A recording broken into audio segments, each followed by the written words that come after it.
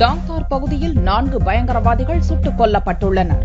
காஷ்மீர் எல்லையில் இந்திய எல்லைக்குள் ஊடுருவுவதற்காக 200 பயங்கரவாதிகள் ஆயுதங்களுடன் தயார் நிலையில் இருப்பதாக ராணுவம் தெரிவித்துள்ளது.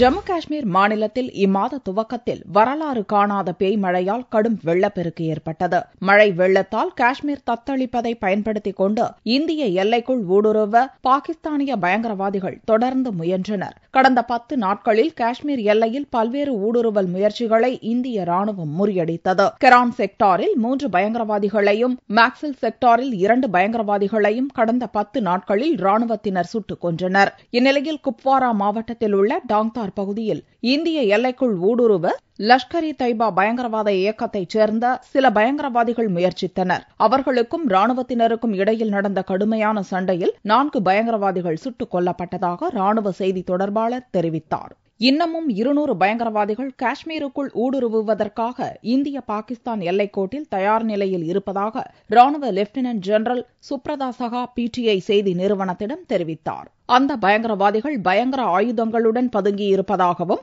அவர்களை சுட்டு வீழ்த்த இந்திய ராணுவமும் தயார் நிலையில் இருப்பதாகவும் ராணுவ அதிகாரி சுப்ரதா சகா கூறினார். காஷ்மீர் வரலாற்றில் 109 ஆண்டுகளில் இல்லாத அளவுக்கு ஏற்பட்ட வெள்ளப்பெருக்கில் சிக்கி 280 பேர் பலியாகினர். கடந்த 2 வாரங்களுக்கும் மேலாக நடந்து வந்த மீட்புப் பணிகளை வெள்ளிக்கிழமையோடு நிறைவு செய்துள்ள ராணுவம் தொடர்ந்து நிவாரண நடவடிக்கைகளில் ஈடுபடப் போவதாக அறிவித்துள்ளது குறிப்பிடத்தக்கது.